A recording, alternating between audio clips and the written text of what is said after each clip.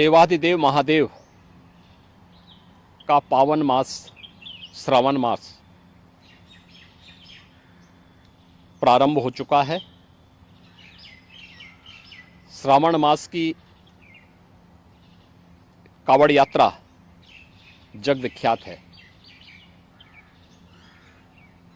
पूरे देश के अंदर और खास तौर पर उत्तर भारत में इस दौरान शिव भक्त महादेव के अनुष्ठान में लीन होकर के सभी शिवालयों में जलाभिषेक के साथ अपनी असीम भक्ति का प्रदर्शन करते हैं।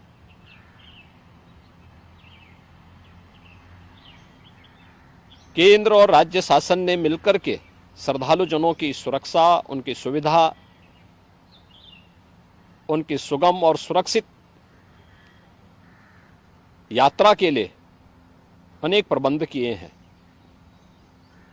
कहीं कोई दिक्कत न हो, कहीं कोई अव्यवस्था न फैले, कोई भी उनकी आस्था के साथ खिलवाड़ न करने पाए, इन सब बातों का ध्यान में रख करके प्रयास प्रारंभ किए गए हैं। लेकिन हमें इस बात जरूर ध्यान में रखना होगा, मैं सभी श्रद्धालु जनों से इस बारे में विनम्र अनुरोध करूंगा। हम लोग भी शिव भक्त हैं, महादेव की असीम कृपा हम लोगों पे बनी रही है और निरंतर हम महादेव से यही प्रार्थना करते हैं कि उनकी कृपा सदैव बनी रहे। कोई भी पर्व और त्योहार, कोई भी साधना बिना आत्मानुशासन के पूरी नहीं होती है। सुगम और सुरक्षित यात्रा के लिए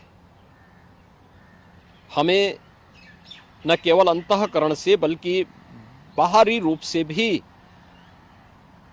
उस पूरी प्रक्रिया के साथ लीन होना पड़ेगा। शिवो भूत्वा शिवम यजेत। शिव बनने के लिए शिव जैसी साधना भी चाहिए, उस प्रकार का आत्मानुशासन भी चाहिए, और तब यह कावड़ यात्रा न केवल श्रद्धा और विश्वास की प्रतीक के रूप में बल्कि आम जन के व्यापक विश्वास की प्रतीक बनकर के उभरेगी। जैसा कि इस समय हम लोग देख रहे हैं माहौल कि असीम श्रद्धा भाव के साथ जनता जनार्दन समाज के अलग अलग तबके के लोग उनकी सेवा के लिए तत्परता के साथ कार्य कर रही है। और सरकार ने भी अपने स्तर पर न केवल बेहतरीन पेट्रोलिंग के माध्यम से, स्वच्छता के माध्यम से, स्वास्थ्य की व्यवस्था के माध्यम से शिविर लगा करके भी अनेक प्रयास प्रारंभ किए हैं और आवश्यकता अनुसार ड्रोन और हेलीकॉप्टर से निगरानी और पुष्प वर्षा की व्यवस्था भी इसके लिए की है। मैं सभी शिव भक्तों से अपील करूंगा कि देवादेव महादेव की ये कृपा हम पर बनी रहे।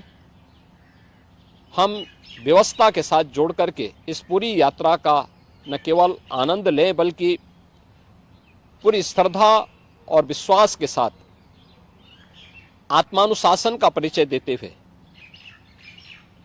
इस पावन श्रावण मास के कावड़ यात्रा कार्यक्रम को सफलतापूर्वक आगे बढ़ाने में अपना योगदान दें। आप सबकी सुगम सुरक्षित यात्रा के लिए मेरी मंगलमय शुभकामनाएं हैं।